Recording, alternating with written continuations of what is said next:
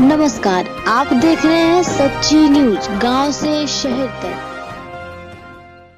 Samajwadi party हमेशा किसानों की, मजदूरों की और समाज के उन दबे कुचलों और पिछड़ों की पार्टी रही है, जिनको समाजवादी पार्टी ने सबको आगे बढ़ाने का काम किया। समाजवादी पार्टी का नाम समाजवादी इसलिए रखा गया क्योंकि इसमें सभी समाजवाद विचारधारा के लोग इसमें रहते हैं, चाहे वो किसी भी जाति से हो, किसी भी धर्म से हो, किसी भी उस दल से हो।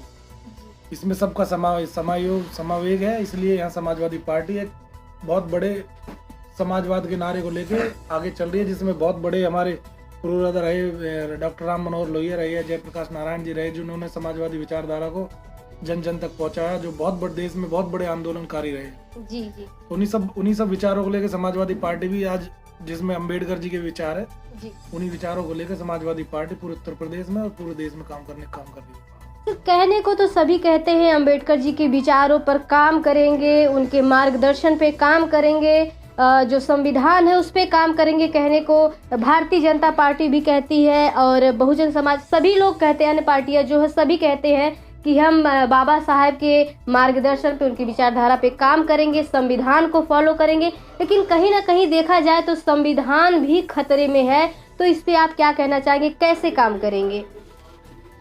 डॉक्टर भीमराव अंबेडकर जी के जो संविधान है उसकी हम बिल्कुल उसकी सुरक्षा में रहेंगे। समाजवादी पार्टी उनके जो दिखाए हुए रास्ते पे, उनके चलाए हुए, जो उनके बनाए हुए संविधान पे, उस पे पूरी तरह से चल रही है। और जो भारतीय जनता पार्टी भटक रही है, इसको इस बार के चुनाव में देश की और प्रदेश की जनता बता देगी और उनको संविधान का सही मतलब बता देगी। जी, तो आपका कहने का मतलब है कि अभी ये जो संविधान पे नहीं चल रहे हैं, ये संविधान को नहीं फॉलो करें, संविधान खतरे में है। क्या इन्होंने संविधान पढ़ा नहीं है सर?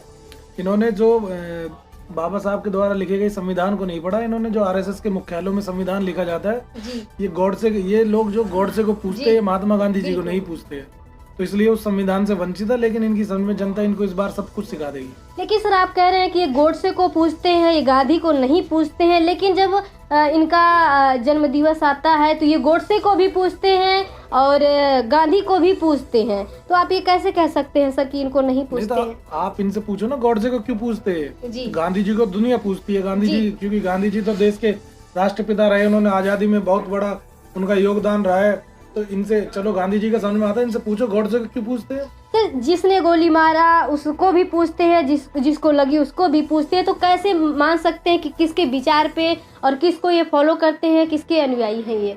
अनुयायी गॉडसे के ही है। महात्मा गांधी जी के लिए सिर्फ इनका दिखावा है, देश को इनको बरगलाने का, जुमलेबाजी का इनका शुरू से सिद्धांत रहा है। आरएसएस के मुख्यालय पे 52 साल तक झंडा नहीं फहराया इन्होंने।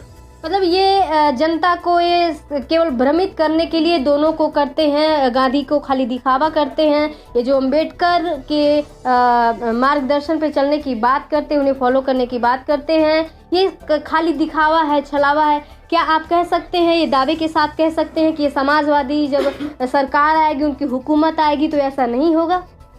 2014 में देश में भारतीय जनता पार्टी की सरकार बनी थी, तब से अभी तक है 7 साल हो गए। 2017 में प्रदेश में भारतीय जनता पार्टी की सरकार बनी और अब 4 साल हो गए। कोई एक काम बता देना पूरे देश में इन्होंने प्रदेश में कोई काम किया हो। समाजवादी पार्टी के आज भी जो ये लोग फीता काट रहे हैं, जो ये शिलान्यास कर रहे हो, किसके काम किए हो? समाजवादी पार्टी के। बिल्कुल। तमाम नोएडा में एलिवेटेड रोड हो, मेट्रो ट्रेन हो, सब